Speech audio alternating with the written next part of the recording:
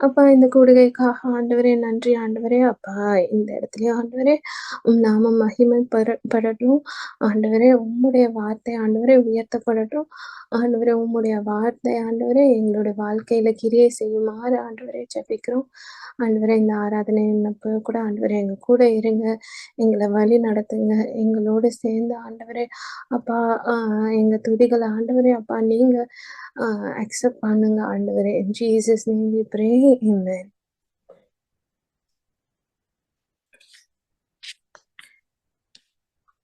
So நம்ம முதல்ல பாடப்போற பாட்டு வந்து ஒரு சங்கீதம் ஆக்சுவலா. அதுல வந்து எப்படி வந்து கர்த்தர் நமக்கு எல்லா நேரத்துலயும் வந்து ஒத்தாசையா இருக்காரு அப்படிங்கிறத பத்தின ஒரு சங்கீதம். இது நம்ம எல்லாருக்குமே மனப்பாடமாவே தெரியும். எப்படி வந்து அவரு நம்மள வந்து நம்ம போக்கிலும் வரத்திலும் காக்குறாரு. நம்மள தூங்காம கண் விழித்து பாதுகாக்கிறாரு. அப்புறம் எப்படி வந்து இந்த வானமும் பூமியும் வந்து ஆ சாரி இந்த மலைகளே பெயர்ந்து போனாலும் என்னோட கிருபை வந்து உன்னை விட்டு எந்நாளும் விலகாது அப்படின்னு சொன்னாரு. மலைகள்லாம் விலகி போறதுக்கு வாய்ப்பே கிடையாது. ஆனா அவ்வளோ பெரிய மலையே விலகி போனாலுமே ஆனா என்னோட கிருபை உன்னை விட்டு போகாது அப்படின்னு சொல்லி ஆண்டவர் சொல்றாரு. ஸோ இத தியானிக்கும் பொழுது நம்ம மனசுக்குள்ளார வந்து ஒரு ஆறுதல் கிடைக்குது. எப்படி வந்து நமக்கு எல்லா சூழ்நிலைகளிலும், எல்லா வேலையிலும், எல்லா நேரத்திலயும் ஆண்டவர் எப்படி வந்து நமக்கு வந்து ஒத்தாசையா இருக்கிறாரு. நம்ம ஸ்ட்ராங் அண்ட் மைட்டியா இருக்கணும் அப்படிங்கிறது அவசியம் இல்ல. ஆனா ஆண்டவர் வந்து அந்த பலவீனங்கள்லயும் நமக்கு எப்படி வந்து அவரு ஒரு பில்லர் ஆஃப் சப்போர்ட்டா இருக்கிறாரு அப்படிங்கிறத வந்து இந்த பாடல் மூலமா நம்ம பாடுவோம். எனக்கொத்தாசை வரும் பர்வதம் நீராய் என் கண்களை ஏறெடுப்பேன். எனக்கொத்தாசை வரும் பர்வதம் நீராய் என் கண்களை ஏறெடுப்பேன். வானமும் பூமியும் படைத்த வல்ல தேவனிடமிருந்தே வானமும் பூமியும் படைத்த எண்ணுக்கடங்கா நன்மைகள் வருமே என் கண்கள் ஏறெடுப்பேன். எண்ணுக்கடங்கா நன்மைகள் வருமே என் கண்கள் ஏறெடுப்பேன். எனக்கொத்தாசை வரும் பர்வதம் நீராய் என் கண்களை ஏறெடுப்பேன். மலைகள் பெயர்ந்தகன்றிடினும் நிலை மாறி புவி அகன்றிடினும் மலைகள் பெயர்ந்தகன்றிடினும் மாறிடுமோ அவர் கிருபை என்னாலும் ஆறுதல் எனக்கு அவரே. மாறிடுமோ அவர் கிருபை என்னாலும் ஆறுதல் எனக்கு அவரே. எனக்கொத்தாசை வரும் பர்வதம் நீராய் என் கண்களை ஏறெடுப்பேன்.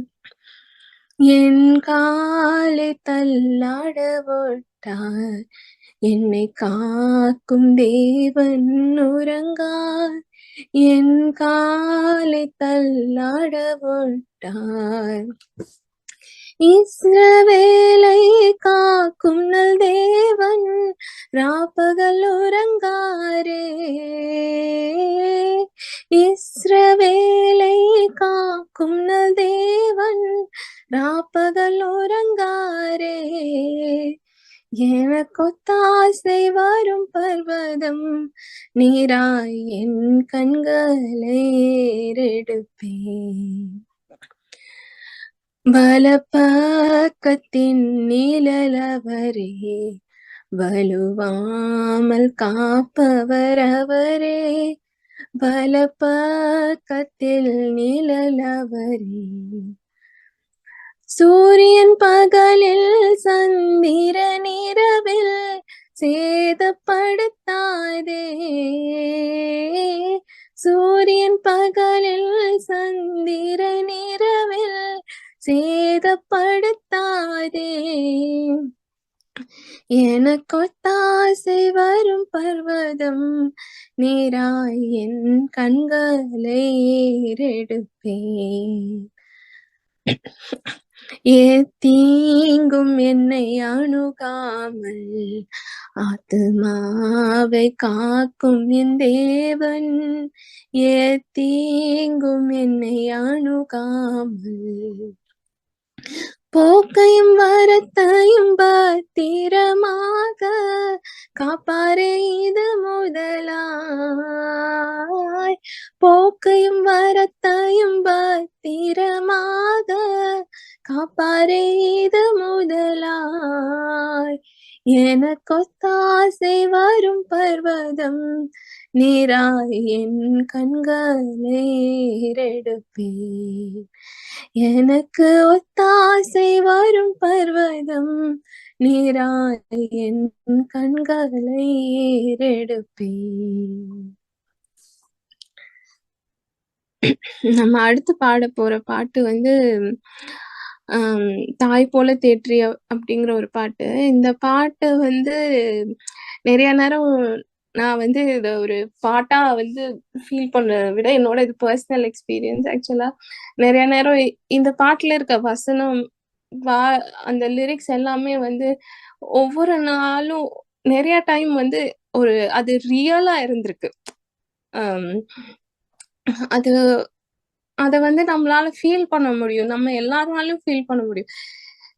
நிறைய இடத்துல வந்து நம்மள வந்து நம்மளாலயும் சமாதானப்படுத்த முடியாது. எதுவுமே நம்மள சமாதானப்படுத்த முடியாது. ஆனா ஆண்டவர்கிட்ட இருந்து கிடைக்கிற அந்த ஒரு வார்த்தை, இல்ல நம்ம ஜபிக்கும் பொழுது நம்மளையே அறியாம வந்து ஆண்டவரோட சமாதானம் வந்து நமக்குள்ளார வந்து நம்மள காம் டவுன் பண்ணி, நம்மள ஹோல்ட் பண்ணி, நம்மள லிஃப்ட் பண்ணி, ஆண்டவர் வந்து ஒரு கம்ஃபர்டரா இருந்திருக்கிறாரு நம்மளோட வாழ்க்கையில. அத நம்ம எல்லாராலயுமே உணர முடியும். அவரு சொல்லியிருக்காரு, இந்த உலகத்துல வந்து நமக்கு பாடு இருக்கும். But take heart, I have overcome அப்படின்னு சொல்லியிருக்காரு. அவரு ஓவர்கம் பண்ணதுனால he knows like what we go through, what we feel. அவர மாதிரி நம்மள புரிஞ்சுக்கிறதுக்கு உலகத்துல யாருமே இருக்க முடியாது. அதனால வந்து இன்னைக்கு அவரு நம்மள புரிஞ்சுக்கிட்டதுனாலதான் வந்து அவரு நமக்காக வந்து பிதாவின் இடத்த வந்து அவரு நமக்காக வந்து பரிந்து பேச முடியுது அவருனால. அதனால ஆண்டவர் வந்து எப்படி நமக்கு வந்து ஒரு பெரிய ஒரு கம்ஃபர்ட்டா இருக்காரு. எப்படி நம்மள வந்து ஒரு நிமிஷம் கூட அவரு மறக்கவே இல்ல. அவரு நினைவுல வந்து நம்ம எப்பொழுதுமே இருக்கிறோம். நம்ம திங்க் பண்ணலாம் சில நேரம். ஒருவேளை ஆண்டவர் நம்மள மறந்துட்டாரோ? எதுக்கு ஆண்டவர் சைலண்டா இருப்பாரு? இல்ல ஆண்டவர் வந்து தூரமா இருக்க மாரி தோணலாம். ஆனா அது வந்து என்னைக்குமே உண்மை கிடையாது. ஆண்டவர் எப்பொழுதுமே he is very close to our hearts. நம்ம கூடயே இருக்காரு. நம்ம உணர்வுகள புரிஞ்சிருக்காரு. நம்ம நினைவுகள் எல்லாம் வந்து அவருக்கு தெரியும். அப்படிங்கிறத பத்தின அந்த பாடல். அப்போ தாய் போல தேற்றி, தந்தை போல ஆற்றி, தோள் மீது சுமந்திடும் என் ஏசையா, உம்மை போல புரிந்து கொள்ள யாரும் இல்லையே, உம்மை போல அரவணைக்க யாரும் இல்லையே, உம்மை போல புரிந்து கொள்ள யாரும் இல்லையே, உம்மை போல அரவணைக்க யாரும் இல்லையே, நீர் போதும் என் வாழ்விலே, ஏசையா நீர் போதும் என் வாழ்விலே, நீர் போதும் என் வாழ்விலே, ஏசையா நீர் போதும் என் வாழ்விலே. மலை போல துன்பம் என்னை சூழும் போது அதை பனி போல உருகிட செய்பவரே, மலை போல துன்பம் என்னை சூழும் போது அதை பனி போல உருகிட செய்பவரே, கண்மணி போல் என்னை காப்பவரே, உள்ளங்கையில் பொறிந்தென்னை நினைப்பவரே, கண்மணி போல் என்னை காப்பவரே, உள்ளங்கையில் புரிந்தென்னை நினைப்பவரே, நீர் போதும் என் வாழ்விலே. ஏசையா நீர் போதும் என் வாழ்விலே. பலவீன நேரம் என் கிருபை உனக்கு போதும், உன் பலவீனத்தில் என் பலன் தருவேன் என்றே. பலவீன நேரம் என் கிருபை உனக்கு போதும், உன் பலவீனத்தில் என் பலன் தருவேன் என்றே. நிழல் போல என் வாழ்வில் வருபவரே, விலகாமல் துணை நின்று காப்பவரே. நிழல் போல என் வாழ்வில் வருபவரே, விலகாமல் துணை நின்று காப்பவரே. நீர் போதும் என் வாழ்விலே. ஏசையா நீர் போதும் என் வாழ்விலே. தாய் போல தேற்றி தந்தை போல ஆற்றி தோள் மீது சுமந்திடும் என்னேசையா. ஒரு தாய் போல பாசம், தந்தை போல நேசம், ஒரு தோழன் போல புரிந்து கொண்ட என்னேசையா. உம்மை போல புரிந்து கொள்ள யாரும் இல்லையே, உம்மை போல அரவணைக்க யாரும் இல்லையே, உம்மை போல புரிந்து கொள்ள யாரும் இல்லையே, உம்மை போல அரவணைக்க யாரும் இல்லையே. நீர் போதும் என் வாழ்விலே. ஏசையா நீர் போதும் என் வாழ்விலே. நீர் போதும் என் வாழ்விலே. ஏசையா நீர் போதும் என் வாழ்விலே. ஸ்தோத்திரம் ஆண்டவரே. அப்பா உம்மை துதிக்கிறோம், உமக்கு நன்றி செலுத்துகிறோம் ராஜா. ஆண்டவரே அப்பா நீர் போதும் ஆண்டவரே எங்களுக்கு. ஆண்டவரே நீர் எங்க கூட இருந்தா ஆண்டவரே எங்களால் ஆண்டவரே எந்த ஒரு மதிலையும் ஆண்டவரே தாண்ட முடியும் இயேசு சுவாமி. அப்பா உம்முடைய பலன் இருந்தா போதும் ஆண்டவரே. அப்பா எங்களோட பலவீனங்கள் அதுவே பரிபூரணமா இருக்கும் ஆண்டவரே. The time when we felt weak, ஏசப்பா, that is when we felt that you are more than enough and you are strong and you have given us the strength, ஏசப்பா அப்படிங்கறது ஆண்டவரே எங்களால உணர முடிஞ்சது ஆண்டவரே.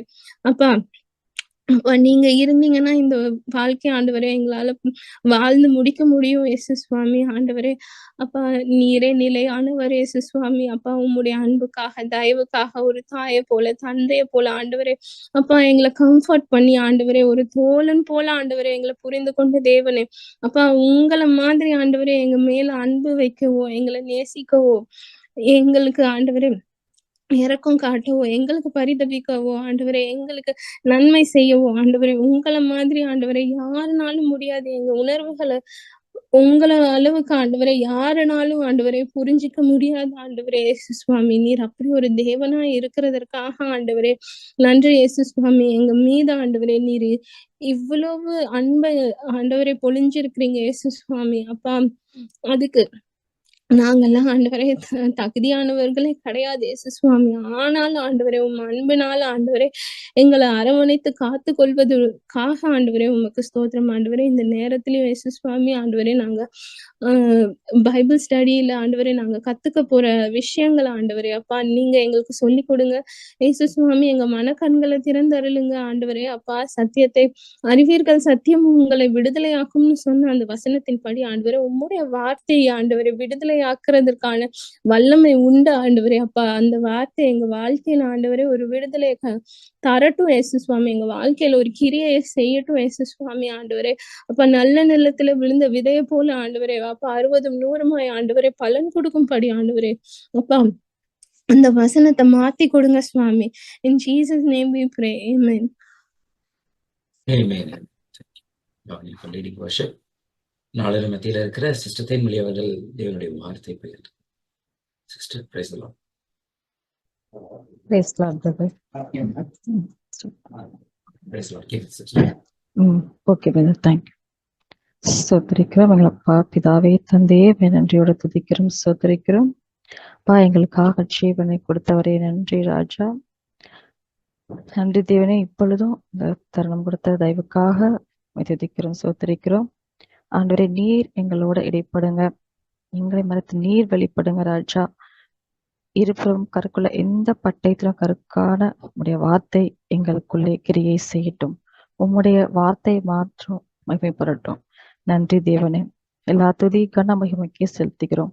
இயேசு நாமத்தில் ஜெபிக்கிறோம் எங்கள் ஜீவன்ல நல்ல பிதாவே, ஆமென். மத்தேயு 5:7.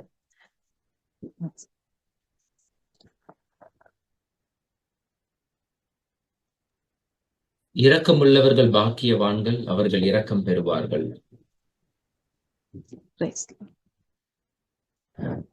ஆண்டவர் சொல்லியிருக்காரு, இரக்கம் உள்ளவர்கள் பாக்கியவான்கள், அவர்கள் இரக்கம் பெறுவார்கள். இந்த வாக்கியங்கள்லாம் அவர் அந்த மலை பிரசங்கத்துல இந்த தேவனுடைய ராஜ்யத்திற்கான இந்த சுவிசேஷத்தை சொல்லியிருக்காங்க.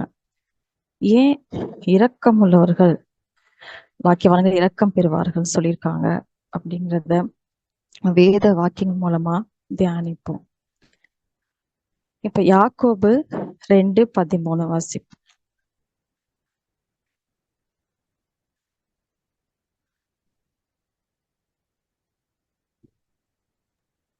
ஏனென்றால் இரக்கம் செய்யாதவனுக்கு இரக்கமில்லாத நியாயம் தீர்ப்பு கிடைக்கும். நியாயம் தீர்ப்புக்கு முன்பாக இரக்கம் மேன்மை பாராட்டும். அப்ப இரக்கம் செய்யாதவனுக்கு இரக்கம் இல்லாத நியாய தீர்ப்பு கிடைக்கும். நியாய தீர்ப்புக்கு முன்பாக இரக்கம் மேன்மை பாராட்டும். அப்ப இரக்கம்னா என்ன? தேவன் எப்படி நம்ம இரக்கம், தேவன் இரக்கம் உள்ளவர் நம்ம சொல்லுவோம். அப்ப அந்த தேவன் எப்படிப்பட்ட இரக்கம் உள்ளவர், அந்த தேவனுடைய பிள்ளைகளாக நாமும் எப்படி இருக்கணும் அப்படிங்கிறத சில வேத வாக்கியம் மூலமா நம்ம தியானிப்போம். நம்ம தேவன் கிட்ட இருந்து அந்த இரக்கத்தை நம்ம கற்றுக்கொள்வோம். அவருடைய இரக்கம் எப்படிப்பட்டது அப்படின்றத வார்த்தைகள், தேவனுடைய வார்த்தைகள் மூலமா நம்ம தியானிப்போம். மத்தேயு 20:30-34 வாசிப்போம்.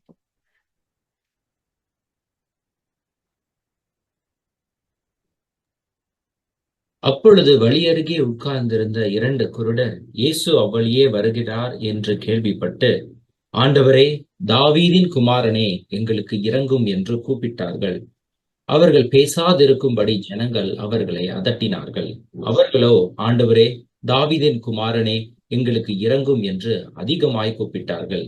இயேசு நின்று அவர்களை தம்மிடத்தில் அழைத்து, நான் உங்களுக்கு என்ன செய்ய வேண்டும் என்கிறீர்கள் என்றார். அதற்கு அவர்கள், ஆண்டவரே, எங்கள் கண்களை திறக்க வேண்டும் என்றார்கள். இயேசு மனது உருகி அவர்கள் கண்களை தொட்டார். உடனே அவர்கள் பார்வை அடைந்து அவருக்கு பின் சென்றார்கள். இந்த சம்பவம் நமக்கு எல்லாருக்குமே தெரியும். பாருங்க, இந்த மனிதர்கள் அந்த அந்த பார்வையற்றவர்கள் ஆண்டவர் நோக்கி கூப்பிடுறப்ப அதட்டுறாங்க. ஏன் அதட்டுறாங்கன்னா, எப்பவுமே இவங்க இப்படிதான், எதுக்காக அவங்க கூப்பிடுவாங்க, ஒரு பிச்சை கேட்கறதுக்காக கூப்பிடுவாங்க. அதனால அவங்க அதட்டுறாங்க, பேச பாருங்க அப்படின்னு சொல்றாங்க. சும்மா ஏன் கூப்பிட்டுட்டே இருக்கீங்க?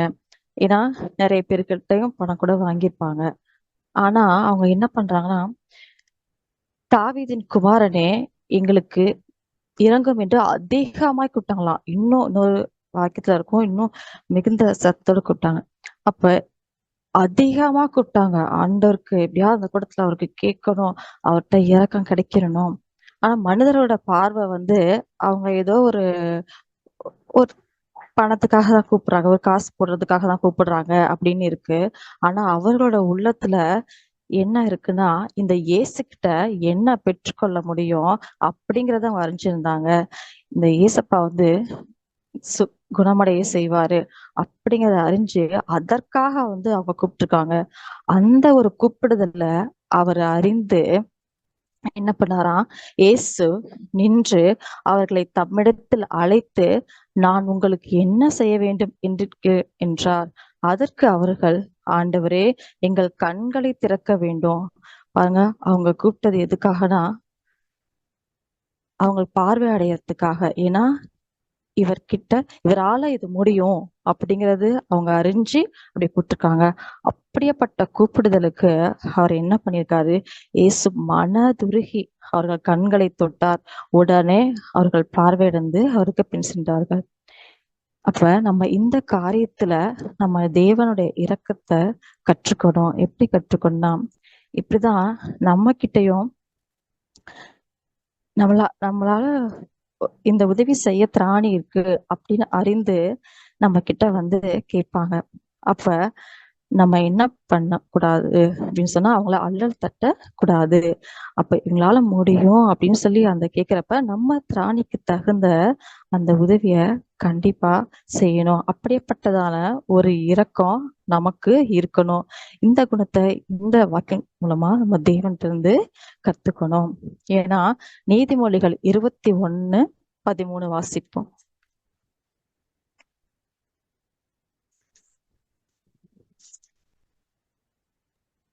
ஏழையின் கூக்குரலுக்கு தன் செவியை அடைத்துக் கொள்ளுகிறவன் தானும் சத்தமிட்டு கூப்பிடும் போது கேட்கப்பட மாட்டான்.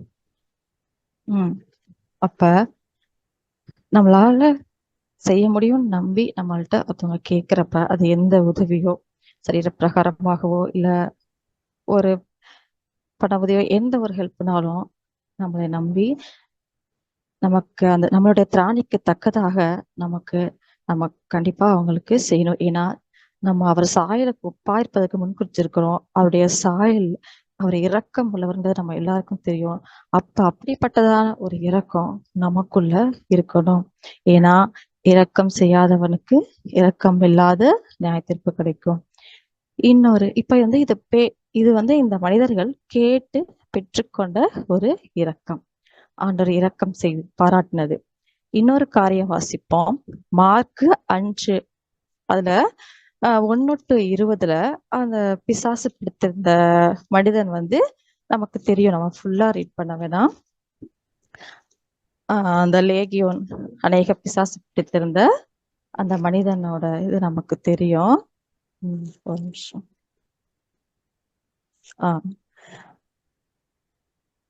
ஆனா அந்த மனிதனுக்கு பாருங்க, அவனுக்கு தன்னால கேட்க முடியாது. ஆண்டவரே என்னை விடுதலை பண்ணுங்க, நான் பிசாசால் பிடிக்கப்பட்டிருக்கேன். அதுவே அவனுக்கு தெரியாது. அவன் அவனுக்குள்ள அவ்வளவு பிசாசு இருக்குன்றதே தெரியாது. அவன் கட்டப்பட்டிருக்கான்னு தெரியாது. ஆனா ஆண்டவர் என்ன பண்றாரு, அப்படி அந்த கட்டுகள்ல இருக்க அந்த மனிதனை அவரு விடுதலை ஆக்குறாரு. அப்ப அவரா போய் இப்படி ஒரு கட்டுகள்ல இருக்க ஒரு மனிதனை இரக்கம் செய்து விடுதலை ஆக்குறாரு. அது 18வது வசனம் வாசிப்போம். அப்படியே அவர் படவில் ஏறுகிற பொழுது பிசாசு பிடித்திருந்தவன் அவரோடே கூட இருக்கும்படி தனக்கு உத்தரவு கொடுக்க அவரை வேண்டிக் கொண்டான். இயேசு அவனுக்கு உத்தரவு கொடாமல், நீ உன் இனத்தாரிடத்தில் உன் வீட்டிற்கு போய் கர்த்தர் உனக்கு இறங்கி உனக்கு செய்தவைகளை எல்லாம் அவர்களுக்கு அறிவி என்று சொன்னார். அந்தபடி அவன் போய் இயேசு தனக்கு செய்தவைகள் எல்லாம் தெக்கபோலி என்னும் நாட்டில் பிரசுத்தம் பண்ண தொடங்கினான். எல்லாரும் ஆச்சரியம். Okay brother. அப்ப பாருங்க, ஆண்டவர் என்ன சொல்றாரு, ஆண்டவர் கூட இருக்கணும் அவன் வேண்டிக்கிறான். ஆனா ஆண்டவர் என்ன சொல்றாரு, இயேசு அவனுக்கு உத்தரவு கொடாமல், நீ உன்னிடத்தாரிடத்தில் உன் வீட்டிற்கு போய் கர்த்தர் உனக்கு இறங்கி உனக்கு செய்தவைகள்லாம் அவர்களுக்கு அறிவி. அப்ப ஆண்டவரே இப்படி ஒரு கட்டுகள்ல இருக்க மனுஷனை விடுதலையாக்குன்னு அப்படி அவர் இரக்கம் பாராட்டி விடுதலை செஞ்சிருக்காரு. அப்படிப்பட்டதான இரக்கம் நமக்கு வேணும். ஒரு மனிதர் எந்த ஒரு மனிதன் ஒரு பாவத்துல விழுந்து கடந்து மீள முடியாம இருக்காங்களா, என்ன வழின்னு தெரியாம இல்ல ஒரு வியாதியிலையும் இருக்காங்களா, இல்ல எந்த ஒரு பிரச்சனையும் அகப்பட்டு கொண்டே இருக்காங்களா, அப்படிப்பட்ட மனிதர்களை நாம் பார்க்கும்போது வெறும் கவலைப்படாதீங்க அப்படின்ற ஒரு வார்த்தை மட்டும் நம்ம சொல்லாம ஆண்டவருடைய ரட்சிப்பின் சுவிசேஷத்தை சொல்லும்போது அந்த வார்த்தையானது கிரியை செய்யும். அவங்க அதுல இருந்து விடுதலை பெற முடியும்.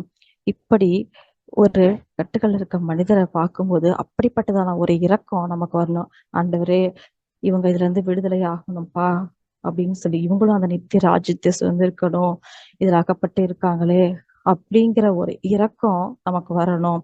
அவங்க இந்த தப்பு செஞ்சதுனாலதான் இவங்களுக்கு இப்படி பிரச்சனை, அதனாலதான் இவங்களுக்கு இப்படி நடந்துச்சு அப்படின்ற எண்ணம் நமக்கு வந்துடக்கூடாது.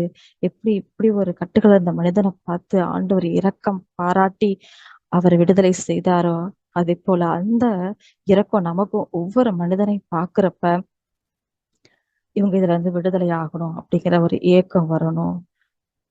அவர்களுக்கு ஆண்டவர் பத்தி சொல்லணும்.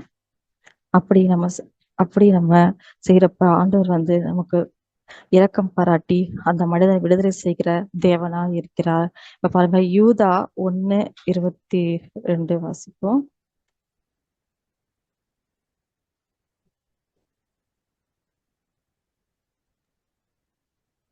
அல்லாமலும் நீங்கள் பகுத்தறிவுள்ளவர்களாய் இருந்து சிலருக்கு இரக்கம் பாராட்டி சிலரை அக்கினியிலிருந்து இழுத்துவிட்டு பயத்தோடே ரட்சித்து மாம்சத்தால் கரைப்பட்டிருக்கிற வஸ்திரத்தையும் வெறுத்து தள்ளுங்கள். பாருங்க, நம்ம பகுத்தறிவுள்ளவர்களாய் இருந்து சிலருக்கு இரக்கம் பாராட்டி சிலரை அக்கினியிலிருந்து இழுத்து விட்டு பயத்தோட ரட்சித்து மாம்சத்தால் கரைப்பட்டிருக்கிற வஸ்திரத்தையும் விடுத்து தரணும். அப்ப இப்படிப்பட்ட ஒரு மனிதர்களை நம்ம பார்க்கும்போது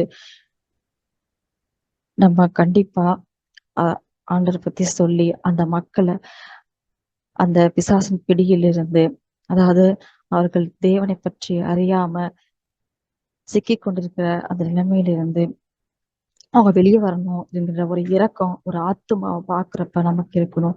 இப்படிப்பட்ட இரக்கம் நம்ம ஆண்டவர்கிட்ட இருந்து நம்ம இந்த வேத வாக்கின் மூலமா நம்ம கத்துக்கிறோம்.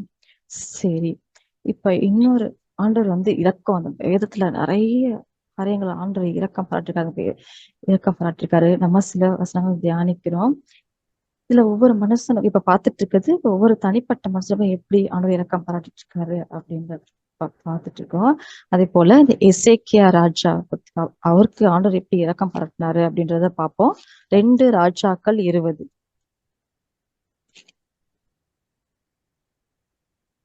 அதுல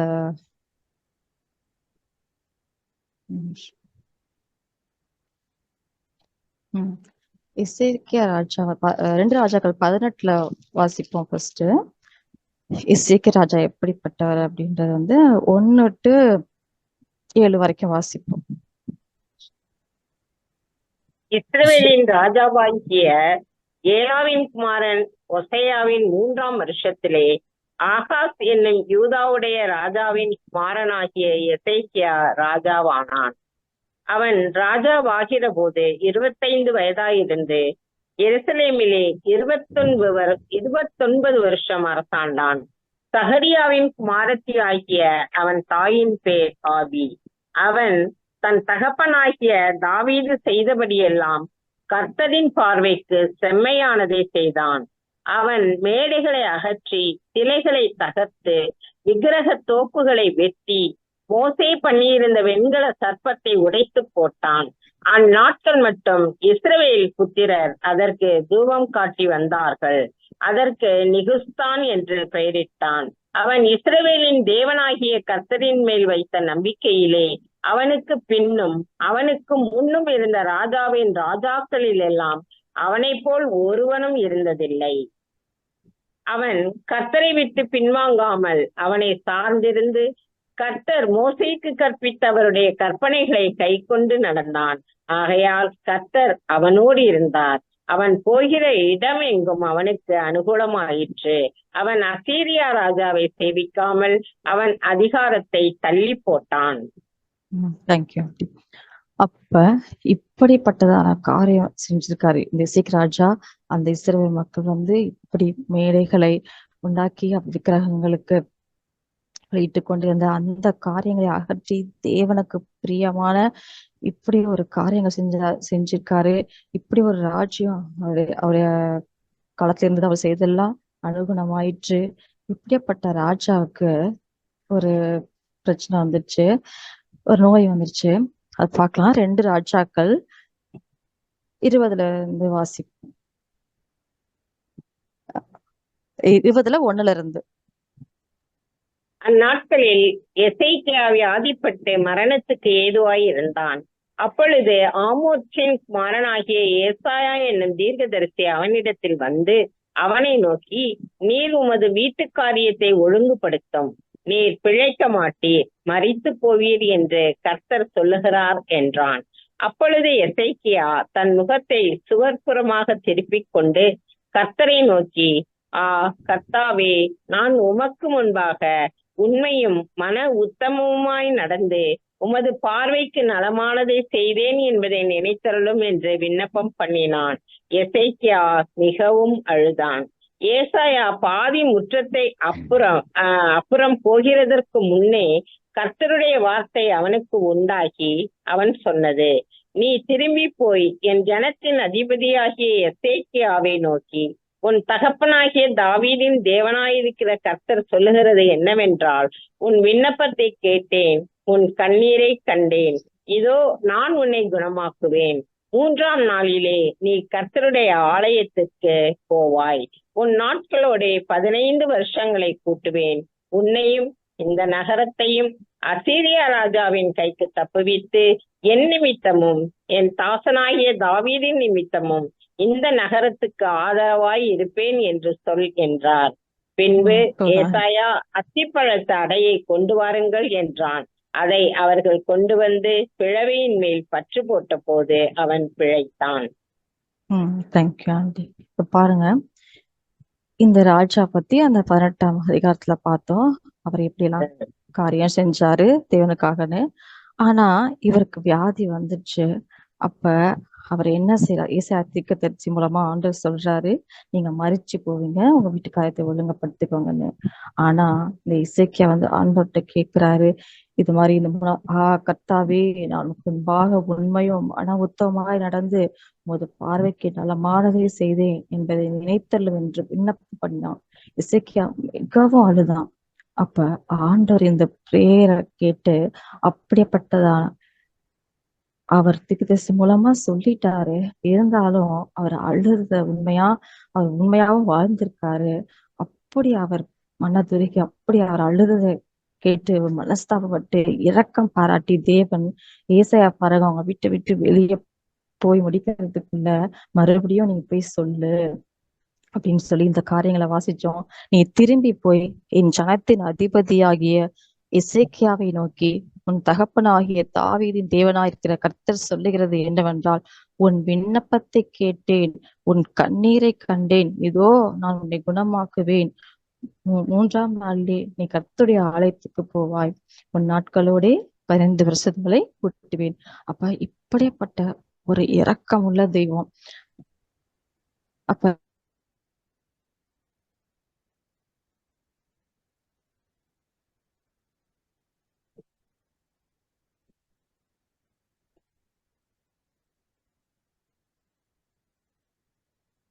கேட்கல, கட்டாயிடுச்சா? கேட்கல, இப்ப கேக்குது. Okay aunty. அப்ப அந்த எசேக்கியா ராஜாவுக்கு ஒரு உண்மையும் உத்தமமா இருந்த அந்த மனிதனுக்கும் ஆண்டவர் இவ்வளவு பெரிய இரக்கம் பாராட்டியிருக்காரு. அவரோட அந்த மன வேதனையை அறிந்து அவர் மிகவும் ஆண்டவர்கிட்ட இந்த கெஞ்சி கேட்டப்ப இறங்கி அவங்க ஆயுஸ் நாட்களை கூட்டி கொடுத்தாரு. அப்ப ஆண்டவர் வந்து இப்படிப்பட்ட ஒரு எந்த தவறுமே செய்யல, அவர் நல்லா இருந்தாரு, அதனால மட்டும் அந்த மனிதருக்கு மட்டும் ஆண்டவர் இரக்கம் பாராட்டுகிற தெய்வமா அப்படின்னு கிடையாது. அவர் பட்சபாதம் இல்லாத தெய்வம். அது எப்படின்னு நம்ம பார்த்தோம்னா, இந்த எசேக்கியாக்கு அடுத்து அவருடைய மகன் வந்து அதுலயே 2 ராஜாக்கள் 20:21 லாஸ்ட் நான் வாசிக்கிறேன். எசேக்கியா தன் பிதாக்களோடே நித்திரை அடைந்த பின் அவன் குமாரனாகிய மனாசே அவன் ஸ்தானத்தில் ராஜாவானான். இப்ப எசேக்கியா மரணம் அடைந்த பின்பு அவன் குமாரனாகிய மனாசே அவன் ஸ்தானத்தில் ராஜாவானான். ஆனா இந்த மனாசே பாருங்க என்ன பண்ணாரு, அவருக்கு என்ன நடந்துச்சுன்னு பார்ப்போம். ஒரு பட்சபாதம் இல்லாத ஒரு இரக்கத்தை நம்ம இந்த காரியங்கள்ல பார்ப்போம். மனாசே ராஜாவாகிற போது 12 வயதாயிரு 1ல இருந்து வாசிக்கலாம். அவர் என்ன தவறு செய்தார் அப்படிங்கிறத. மனாசே ராஜாவாகிற போது 12 வயதாயிருந்து 55 வருஷம் எருசலேமில் அரசாண்டான். அவன் தாயின் பேர் எப்சிபாள். கர்த்தர் இஸ்ரவேல் புத்திரருக்கு முன்பாக துரத்தின ஜாதிகளுடைய அருவருப்புகளின்படியே அவன் கர்த்தரின் பார்வைக்கு பொல்லாப்பானதை செய்து தன் தகப்பனாகிய எசேக்கியா இடித்து போட்ட மேடைகளை திரும்பவும் கட்டி பாகாலுக்கு பலிபீடங்களை எடுப்பித்து இஸ்ரவேலின் ராஜாவாகிய ஆகாப் செய்தது போல விக்கிரக தோப்பை உண்டாக்கி வானத்தின் சேனைகளை எல்லாம் பணிந்து கொண்டு அவைகளை சேவித்தான். எருசலேமிலே என் நாமத்தை விளங்க பண்ணுவேன் என்று கர்த்தர் சொல்லி குறித்த கர்த்தருடைய ஆலயத்திலே அவன் பலிபீடங்களை கட்டி கர்த்தருடைய ஆலயத்தின் 2 பிரகாரங்களிலும் வானத்து சேனைகளுக்கெல்லாம் பலிபீடங்களை கட்டி தன் குமாரனை தீ மிதிக்க பண்ணி நாள் பார்க்கிறவனும் நிமித்தம் பார்க்கிறவனுமாயிருந்து அஞ்சனம் பார்க்கிறவர்களையும் குறி சொல்லுகிறவர்களையும் வைத்து கர்த்தருக்கு கோபம் உண்டாக அவர் பார்வைக்கு பொல்லாப்பானதை மிகுதியாய் செய்தான். இந்த ஆலயத்திலும் பொல்லாப்பானதை செய்யும். ஓகே, சரி, அடுத்த வசனம் கூட வாசிக்கலாம். இந்த ஆலயத்திலும் நான் இஸ்ரவேலின் சகல கோத்திரங்களிலும் இருந்து தெரிந்து கொண்ட எருசலேமிலும் என் நாமத்தை என்றென்றைக்கும் விளங்க பண்ணுவேன் என்று கர்த்தர் தாவீதோடும் அவன் குமாரனாய சாலமோனோடும் சொல்லி குறித்த ஆலயத்திலே அவன் பண்ணின தோப்பு விக்கிரகத்தை வைத்தான். பாருங்க, இவ்வளவு ஒரு அருகருப்பான காரியத்தை அவர் செஞ்சிருக்காரு. ஆண்டவர் இந்த ஸ்தானத்துல நீங்க பேர் பண்ணா என்ன கேட்டாலும் கிடைக்கும், என் நாமம் மகிமைப்படுற இடம், அப்படி ஆண்டவர் அந்த சாலமோனுக்கு அந்த சொல்லி கொடுத்த அந்த ஆலயத்துல போய் இப்படி ஒரு விக்கிரக வழிபாடு தோப்பு எல்லாமே இவ்வளவு மேடைகள் செய்யறது எல்லாம் இவ்வளவு அருகருப்பான காரியத்தை அவர் செஞ்சிருக்காரு. இவ்வளவு பொல்லாப்பான காரியத்தை அவர் செஞ்சிருக்காரு. அவரோட நிலைமை என்னாச்சுன்னா 2 நாளாகமும் 33 வாசிப்போம். 2 நாளாகவும் 33ல 10ல இருந்து வாசிப்போம். 10ல இருந்து 13 வரைக்கும். கர்த்தர் மனாசேயோடும் அவனுடைய ஜனத்தோடும் பேசின போதிலும் அவர்கள் கவனிக்காதே போனார்கள்.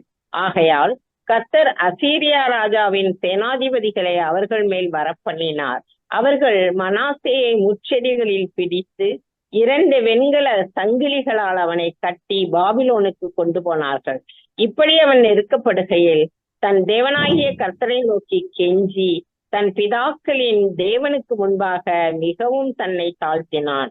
அவரை நோக்கி அவன் விண்ணப்பம் பண்ணி கொண்டிருக்கிற போது அவன் கெஞ்சுதலுக்கு இறங்கி அவன் ஜெபத்தை கேட்டு அவனை திரும்ப எருசலேமில் உள்ள தன்னுடைய ராஜ்யத்துக்கு வர பண்ணினார்.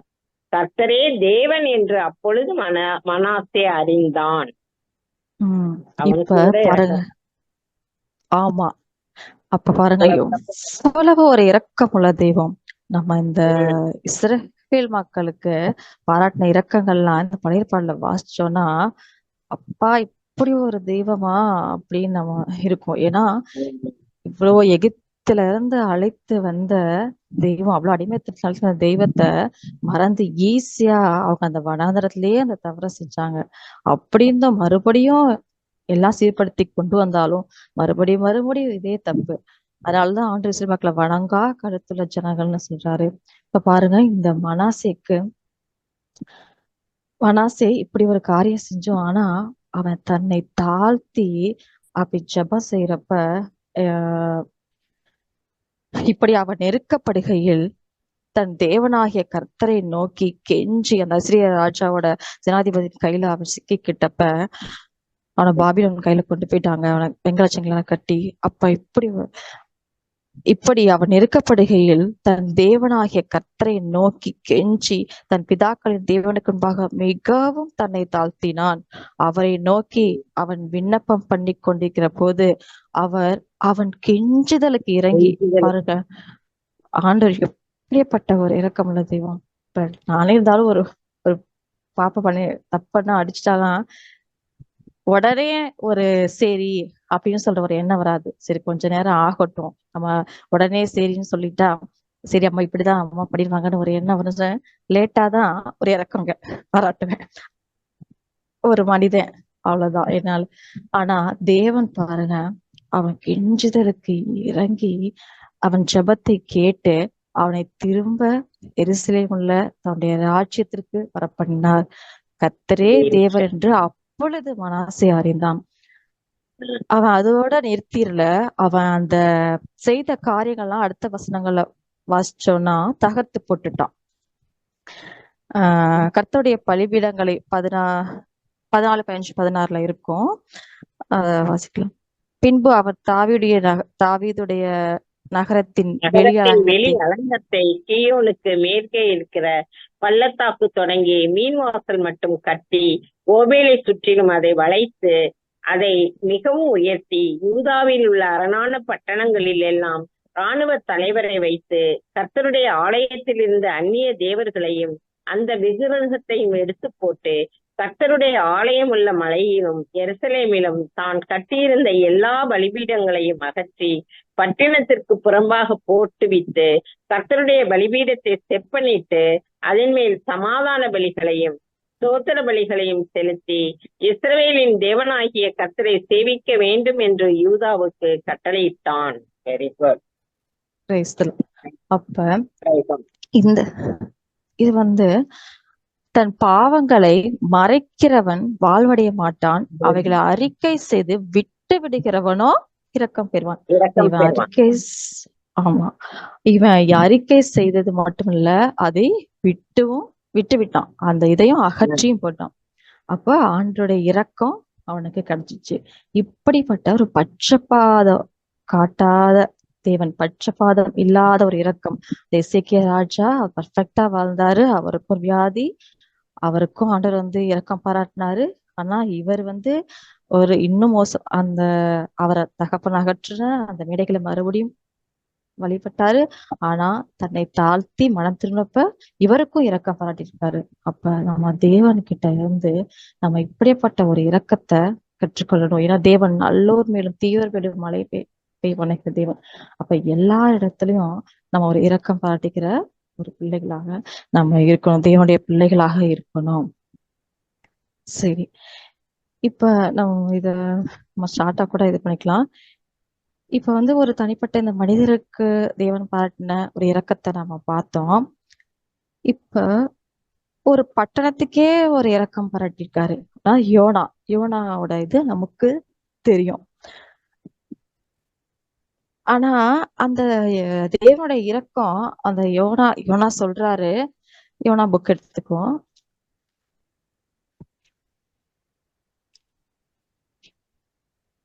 நமக்கு தெரியும் எல்லாருமே.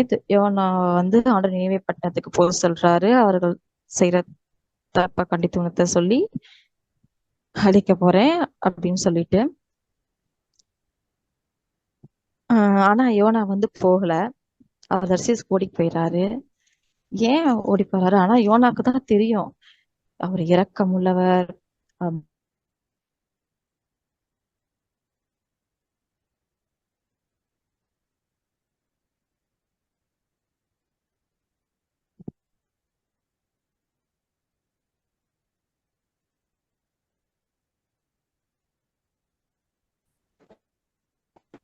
கேட்கலையா? இப்ப கேக்குது. இப்ப கேக்குதா? இப்ப யோனாக்கு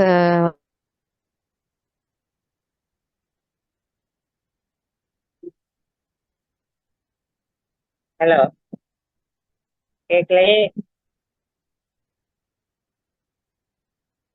கேட்கல. இப்ப கேக்குதா? இப்படி தெரிஞ்சு இந்த யோனா வந்து என்ன பண்ணலன்னா ஆண்டரை இன்னும் சரியா புரிஞ்சுக்கலாம். அந்த இரக்கத்தோட வேல்யூ வந்து யோனாக்கு தெரியல. என்ன தெரியலன்னா, யோனாவோட மனசு என்னன்னா, நம்ம போய் தீர்க்க தரிசனம் வைத்து நீங்க பாவம் செய்றீங்க, நீங்க தேவன் உங்களை அழிப்பேன்னு சொல்லியிருக்காரு அப்படின்னு சொல்லி யோனா சொன்னா உடனே அது அழிஞ்சிடணும். யோனா சொல்லி இந்த பட்டணம் அழிஞ்சிச்சு பாரு, அவர் கரெக்டா தீர்க்க தரிசனம் சொல்லியிருக்காரு அப்படின்ற ஒரு எண்ணம் தான் யோனாக்கு. ஏன் அப்படின்னு சொன்னா, யோனா 3:4 வாசிப்போம்.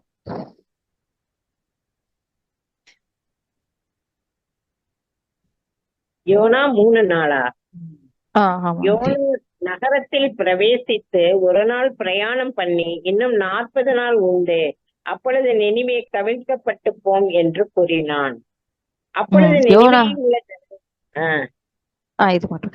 அப்ப யோனா வழி தப்பி போனா ஆண்டவர் வந்து மெயின் வீட்டுக்குள்ள போக வச்சு அவனுக்கு வந்து சரி நீ நம்ம உணர வச்சு இந்த ஆண்டவர் வார்த்தையை சொல்லாம போன தப்புன்னு சொல்லி உணர வச்சு மறுபடியும் அவன் போய் சொல்றான். இந்த வார்த்தையை மாத்திரம் சொல்றான்.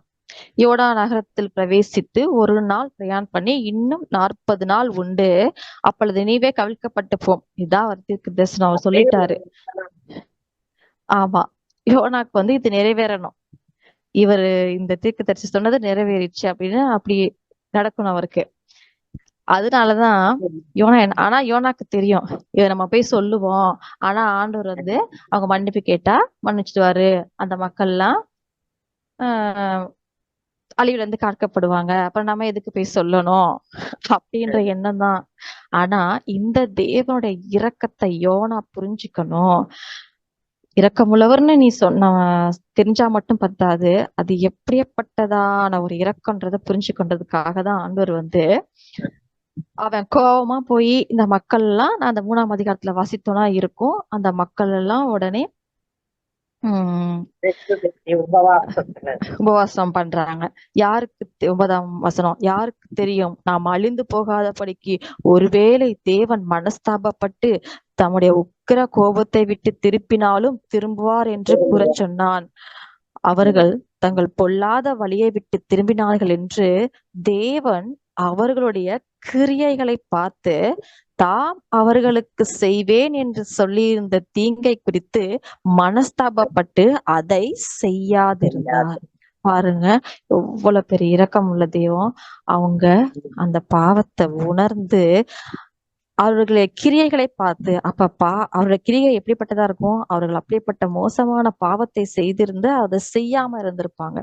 சோ ஆண்டவர் வந்து அந்த கிரியையை பார்த்து அவங்களுக்கு மனஸ்தாபப்பட்டு அவங்கள அழிக்கல. ஆனா யோனாக்கு ரொம்ப கோபம். யோனாக்கு இது மிகவும் விசனமா இருந்தது. அவன் கடும் கோபம் கொண்டு கர்த்தரை நோக்கி விண்ணப்பம் பண்ணி, கர்த்தாவே, நான் என் தேசத்தில் இருக்கும் போதே நான் இதை சொல்லவில்லையா? இது நிமித்தமே நான் முன்னமே தர்சீசுக்கு ஓடி போனேன். நீர் இரக்கமும் மனவுருக்கமும் நீடிய சாந்தமும் மிகுந்த கிருபை உள்ளவரும் தீங்குக்கு மனஸ்தாபப்படுகிறவான தேவன் என்று அறிவேன். இப்போதும் கர்த்தாவே, நான் என் பிராணனை என்னை விட்டு எடுத்துக்கொள்ளும். நான் உயிரோடு இருக்கிறதை பார்க்கலாம், நான் சாகிறதே நலமா இருக்கும் அப்படின்னு அவர் சொல்றாரு. ஆனா இந்த யோனாக்கு இரக்கம் உள்ளவர், எல்லாம் ஒரு கேரக்டர், தேவனுடைய கேரக்டர் எல்லாம் தெரியுது. ஆனா அது எப்படிப்பட்டதான ஒரு இரக்கம்ன்றதை புரிய வைக்கிறதுக்காக தான் யோனா சரி இந்த பட்டணத்துக்கு என்னதான் நடக்குதுன்னு பாக்குறதுக்காக அப்படி உட்கார்ந்துருக்கப்ப அவரோட அந்த நிழலுக்காக ஆண்டவர் ஒரு நாள்ல, நமக்கு எல்லாருக்கும் தெரியும், உண்டாக்குன அந்த ஆமணக்கு செடிய அடுத்த நாள் அது காயிறப்ப ஆண்டவர் வந்து சொல்றாரு, அப்பொழுது தேவன் யோனாவை நோக்கி, அந்த ஒரு நாள் அந்த செடி காஞ்சு போச்சு நம்ம ஃபீல் பண்றான், அவன் விதைக்கல, எரிச்சலாய் இருக்கிறது நல்லதோ என்றார். அதற்கு அவன், நான் மரண பரியந்தமும் எரிச்சலாய் இருக்கிறது நல்லதுதான் என்றான். அதற்கு கர்த்தர், நீ பிரயாசப்படாததும் நீ வளர்க்காததும் ஒரு ராத்திரியிலே முளைத்ததும் ஒரு ராத்திரியிலே அழிந்து போனதுமான ஆமணக்குக்காக பரிதபிக்கிறாயே, வலது கைக்கும் இடது கைக்கும் வித்தியாசம் அறியாத 120,000 பேருக்கு அதிகமான மனுஷரும் அநேக மிருக ஜீவன்களும் இருக்கிற மகாநகரமாகிய நினைவைக்காக நான் பரிதபியாமல் இருப்பேனோ என்றான். இப்படி ஆண்டவர் வந்து அந்த யோனாக்கு வந்து அவருடைய இரக்கத்தை வந்து புரிய வச்சிருக்காரு. அவன் எதுவுமே செய்யல, தானா வந்த ஒரு செடிக்கு அவனுக்கு ஒரு கவலையா இருக்கே. அப்ப இவ்வளோ ஆத்துமாக்களுக்காக, ஒரு பட்டணத்துக்காக ஆண்டவர் இறங்காம இருப்பாரா? பரிதவிக்காமலே இருப்பாரா?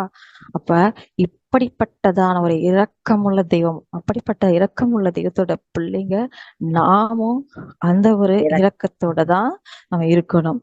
சரி, இப்ப நம்ம பார்த்த காரியங்கள்லாம் ஒரு தனிப்பட்ட மனிதர்களுக்கு பார்த்தோம், ஒரு பட்டணத்துக்கே பார்த்தோம். ஆனா நம்ம மனுக்குலம் முழுமைக்கும் இரக்கம் பாராட்டியிருக்க அந்த அன்பை நம்ம பார்ப்போம். எபேசியர் 2ஆம் அதிகாரம் முதல் வாசி.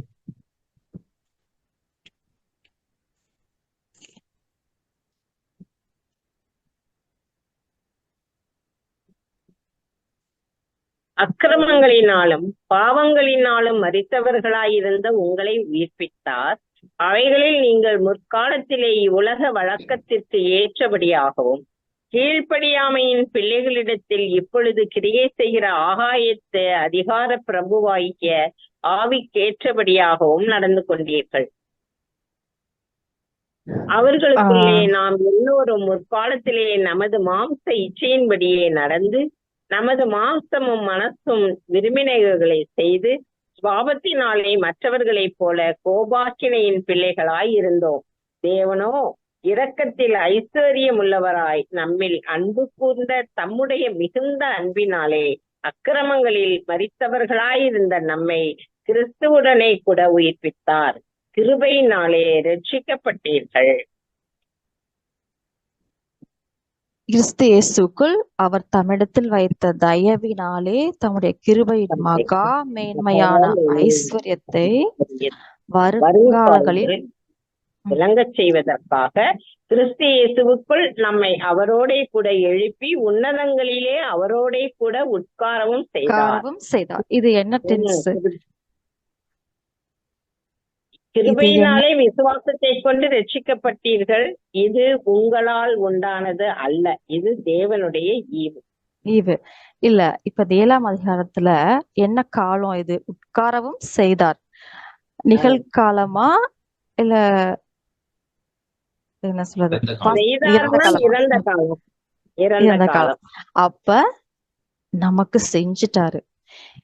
என்ன செஞ்சுட்டாருன்னா, 4ஆம் அதிகாரம், தேவனோ இரக்கத்தில் ஐஸ்வர்யம் உள்ளவராய் நம்மில் அன்பு கூர்ந்த தம்முடைய மிகுந்த அன்பினாலே நம்ம அக்கிரமங்களால் பாவங்களால் மறைத்த இருந்த நம்ம அழிவுக்கு போகவிருந்த அந்த ஆத்துமாவை தப்புவித்து அந்த நித்திய ஜீவன்ல பிரவேசிக்க வச்சிருக்காரு. அவரோட கூட உட்காரவும் செய்திருக்காரு. இப்படிப்பட்ட ஒரு அன்பு, இப்படிப்பட்ட இரக்கம். இந்த இரக்கம் வந்து ஒரு சாதாரணமா நம்ம இரக்கம் உள்ளவர் நம்ம நினைச்சிருவோம். ஆனா அந்த ராஜ்யத்துக்குள்ள பிரவேசிக்கிறப்பதான் நமக்கு தெரியும். இப்ப நமக்கு பாஸ் கொடுத்துருக்காங்க, அது மாதிரிதான். ஆனா நம்ம அங்க உள்ள போறப்பதான், அந்த நித்திய ராஜ்யத்துக்குள்ள போறப்பதான், ஐயோ இதுக்கு நான் தகுதியா? இந்த இவ்வளோ பரிசுத்தமுள்ள தேவன் வாழ்ற அந்த இடத்துல போறதுக்கு இந்த பாவிக்கு தகுதியா? அப்படின்ற ஒரு அந்த அந்த ஒரு இதை நம்ம அனுபவிக்க முடியும். ஏன்னா அந்த தேவனோ இரக்கத்தில் ஐஸ்வர்யம் உள்ளவர். இரக்கத்தில் ஐஸ்வர்யம் உள்ளவர்னா பாருங்க, நம்ம தான் தப்பு செஞ்சோம். ஆனா அந்த தப்புக்கு அவர் விலை கொடுத்து மீட்டு இருக்கிறார் நம்மள. அந்த இரக்கமாகி அந்த விலை கொடுத்து இரத்தத்தினால நம்மள விலை கொடுத்து மீட்டு கொண்டிருக்கார். அவ்வளவு பிரதான. இது சாதாரண ஒரு இரக்கம் கிடையாது. ஒரு மிகப்பெரிய அந்த இரக்கம் வந்து அந்த நித்திய ராஜ்யத்துக்குள்ள பிரவேசிக்கிறப்பதான் நமக்கு அத கண்டிப்பா உணர முடியும். ஏன்னா அந்த நித்திய அக்கினிங்கிறது அதை நம்ம நினைச்சு கூட பார்க்க முடியாது. ஆனா அதே போல அந்த நித்திய ராஜ்யத்துக்குள்ள பிரவேசிக்கிறப்ப அவர் கூட உன்னதங்களை அவரோட கூட உட்காரவும் செய்தாராம். அப்ப இவ்வளவு பெரிய ஸ்லாகியம், அந்த அன்பு இந்த மனுக்குலம் முழுமைக்கும் அவர் பாராட்டியிருக்காரு. இப்படிப்பட்ட ஒரு இரக்கமுள்ள தேவனுடைய பிள்ளைகளாகிய நாமும் என்ன செய்யணும்? இரக்கம் உள்ளவர்களா இருக்கணும்.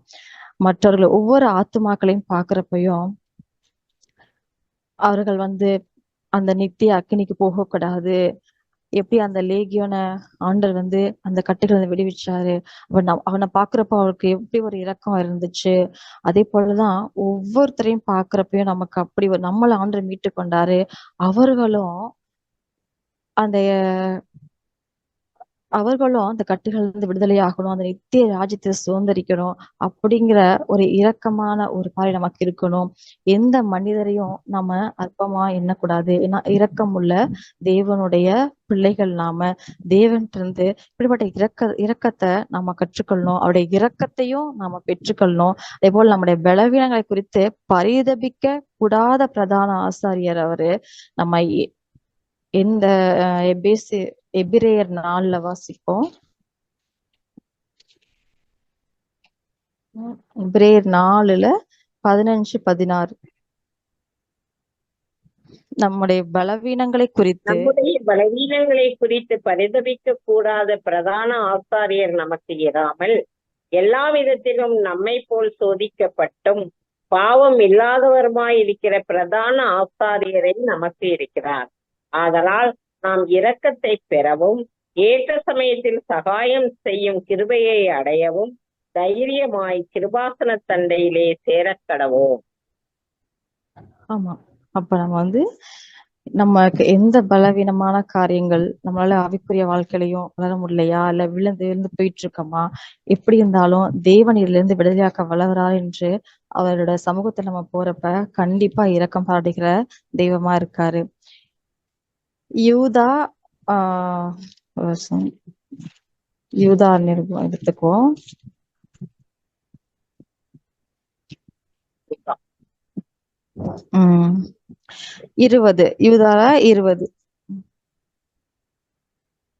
யூதா 20. நீங்களோ பிரியமானவர்களே, உங்கள் மகா பரிசுத்தமான விசுவாசத்தின் மேல் உங்களை உறுதிப்படுத்தி கொண்டு பரிசுத்த ஆவிக்குள் ஜெபம் பண்ணி தேவனுடைய அன்பிலே உங்களை காத்து கொண்டு நித்திய ஜீவனுக்கு ஏதுவாக நம்முடைய கர்த்தராகிய இயேசு கிறிஸ்துவனுடைய இரக்கத்தை பெற காத்திருங்கள். அல்லாமலும் நீங்கள் உள்ளவர்களாயிருந்து சிலருக்கு இரக்கம் பாராட்டி சிலரை அக்கினியிலிருந்து இழுத்துவிட்டு பயத்தோடு ரட்சித்து மாம்சத்தால் கரைபட்டிருக்கிற வஸ்திரத்தையும் வெறுத்து தள்ளுங்கள். ஓகே. அப்ப நம்ம எந்த இரக்கத்தை பெற காத்திருக்கிறோம் அப்படின்னு சொன்னா, அந்த நித்திய ஜீவன் அந்த இவளுக்கு இரக்கம் பாராட்டியிருக்காரு. அந்த இரக்கத்தை பெறறதுக்கு அந்த ராஜ்யத்துக்கு அந்த இரக்கம் எதுக்காக பாராட்டியிருக்காரு? நித்திய ஜீவன் போறதுக்காக. அந்த நித்திய ஜீவன் போகின்ற அந்த வாஞ்ச அந்த இரக்கத்தை பெறறதுக்கு அந்த ராஜ்யத்துல பிரவேசிக்கிறதுக்கு நம்ம காத்து இருக்கணுமா? அந்த இரக்கத்தை பெறுகிறதுக்கு அதற்காக தான் தேவன் தன் ஜீவனே கொடுத்து இவ்வளவு பெரிய இரக்கம் பாராட்டியிருக்காரு. இப்படி இரக்கமுள்ள தெய்வத்தினுடைய பிள்ளைகள் நாமும் இரக்கமுள்ளவர்களாய் இருக்க வேண்டும். ஏன்னா நியாய தீர்ப்புக்கு முன்னாடி இரக்கம் நம்மளுடைய இரக்கம் மேன்மை பாராட்டும். இரக்கம் இல்லாதவனுக்கு இரக்கம் இல்லாத நியாய தீர்ப்பு. அதனால நம்ம தேவனுடைய சாயலான அந்த இரக்க குணத்தை நம்ம அனுதினமும் வேத வசனத்தின்படி நம்மளோட திராணிக்கு தக்கதாக நம்ம செய்வோம். தேவனுடைய ராஜ்யத்தை சுதந்திரிப்போம். தேவனுடைய நாம மாத்திரம் மகிமைப்படும். Praise the Lord. Thank you for sharing. அருமையான ஒரு வேத பாடம். God's mercy and grace, how it works, what it means, how it works for individual, தனிப்பட்ட நபர்களுக்கு எப்படி, ஒரு கூட்ட ஜனங்களுக்கு எப்படி, நம்ம எல்லாருக்காகவும் கிறிஸ்து மூலமா எப்படி தேவன் வெளிப்படுத்தி இருக்கிறார். அவருடைய character, it's inherent property of God அப்படின்னு சொல்லுவாங்கல்ல, அவருடைய ஆட்ரிபியூட்ஸ்ன்னு சொல்லுவாங்க. God is gracious and kind. இதை குறித்து சிஸ்டர் ரொம்ப அருமையா டீட்டெயிலா சொன்னாங்க. இதை குறித்து வேத வசனங்களும் உங்களுக்கு சில காமெண்ட்ஸ் இருந்தால், கேள்விகளும் இருந்தால் இந்த நேரத்துல நீங்க பகிர்ந்து கொள்ளலாம்.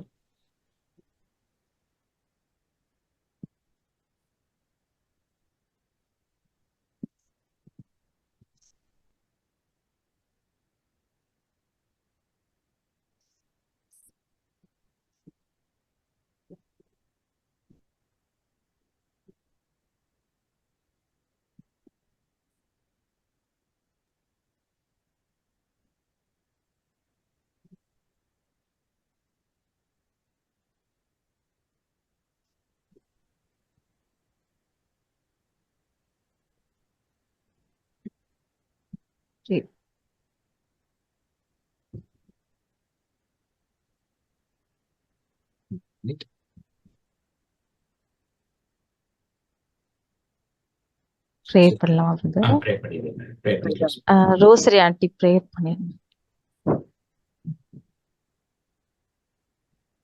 ஸ்தோத்திரம் ஆண்டவரே, நன்றி தகப்பனே, நன்றியோடு உம்மை துதிக்கிறோம் ராஜா, உமக்கு நன்றி செலுத்துகிறோம் ஆண்டவரே. ஏசப்பா, உடைய வேத வசனங்களின் மூலமாக தகப்பனே உமது மகா இரக்கத்தை குறித்து நாங்கள் தியானித்தோம் ஆண்டவரே. இரக்கம் உள்ளவர்கள் இரக்கம் பெறுவார்கள் என்ற அந்த வேத வார்த்தையின்படியாக நாங்களும் ஆண்டவரே மற்றவர்கள் மீது இரக்கமாக இருக்கவும் ஆண்டவரே. ஏசப்பா, நன்மை செய்ய தெரிந்திருந்தும் ஒருவன் செய்யாமல் போனால் அது அவனுக்கு பாவமாகும் என்ற வேத வார்த்தையின்படியாக தகப்பனே, எங்களால் ஆண்டவரே முடிந்த நன்மைகளை பிறருக்கு செய்யக்கூடியவர்களாக இருக்க ஆண்டவரே, மேலும் ஆண்டவரே நீர் மனதுருக்கத்தின் தேவனாக இருக்கிறபடியால் ஆண்டவரே நாங்களும் மனதுருக்கம் உள்ளவர்களாக இந்த உலகத்தில் வாழ கிருபை பாராட்டும்படியாக நாங்கள் செபிக்கிறோம். நீர்தாமே நாங்கள் இந்த உலகத்திலே எப்படி வாழ வேண்டும் என்பதற்கு ஒரு அடிச்சுவடுகளை நீர் வைத்து போயிருக்கிறீரப்பா. அந்த அடிச்சுவடுகளின் பாதையிலே தகப்பனே நீர் மகா இரக்கமும் மகா கிருபையும் உள்ள தேவனாக இருக்கிறபடியால் ஆண்டவரே எங்களால் முடிந்த நல்ல காரியங்களை ஆண்டவரே பிறருக்கு செய்ய தகப்பனே நியாய தீர்க்கும் போது ஆண்டவரே நீர் அதன் அடிப்படையிலே நியாயம் தீர்க்க இருக்கிறவராக இருக்கிறீர் ஆண்டவரே. பசியாயிருந்தேன் எனக்கு உணவு கொடுத்தீர்கள், ஆடையின்றி இருந்தேன் எனக்கு ஆடை கொடுத்தீர்கள், சிறையில் இருந்தேன் என்னை பார்க்க வந்தீர்கள், வியாதியாயிருந்தேன் என்னை பார்க்க வந்தீர்கள் என்ற அந்த இரக்கத்தின் அடிப்படையிலேயே உமது நியாய தீர்ப்பு இருக்கும் என்பதை ஆண்டவரே நாங்கள் வேத வார்த்தையின்படியாக நாங்கள் அறிந்து கொண்டோம் சுவாமி. ஏசப்பா, உமது வருகையிலே ஆண்டவரே நாங்கள் ஆயத்தப்படவும் உமக்கு முன்பாக நிற்க எங்களை தகுதிப்படுத்திக் கொள்ளவும் இந்த உலக வாழ்க்கையிலேயே உமது வேத வார்த்தையின்படியாக நாங்கள் வாழவும் ஆண்டவரே நீர் கிருபை பாராட்டும்படிக்காக ஆண்டவரே ஜெபிக்கிற ஆண்டவரே. ஏசப்பா, அந்த வேத வார்த்தைகள் எங்கள் உள்ளத்திலே பதிந்து 60 100 பலன் தரத்தக்க விதத்திலே உடைய வேத வார்த்தைகள் செயலாற்றும்படியாக நாங்கள் செபிக்கிறாப்பா. வீணாய் போய்விடக் கூடாது அப்பா. அருமையான செய்தியை நாங்கள் கேட்டோம் ஆண்டவரே. அந்த செய்தி ஒவ்வொருவருக்கும் பிரயோஜனம் உள்ளவர்களா இருக்க கிருபை பாராட்ட ஆண்டவரே. எங்கள் உள்ளத்தை பண்படுத்தும் என் ஆண்டவர் மீட்பருமான இயேசு கிறிஸ்துவின் வல்லமையுள்ள நாமத்தில் செபிக்கிறோம் எங்கள் பரிசுத்தமுள்ள தகப்பனே, ஆமேன். என் ஆத்துமாவே கர்த்தரை ஸ்தோத்திரி, என் முழு உள்ளமே அவருடைய பரிசுத்தமுள்ள நாமத்தை ஸ்தோத்திரி. என் ஆத்துமாவே கர்த்தரை ஸ்தோத்திரி, அவர் செய்த சகல நன்மைகளையும் மறவாதே. ஆமேன், ஆமேன். Thank you all for joining today. God bless you all.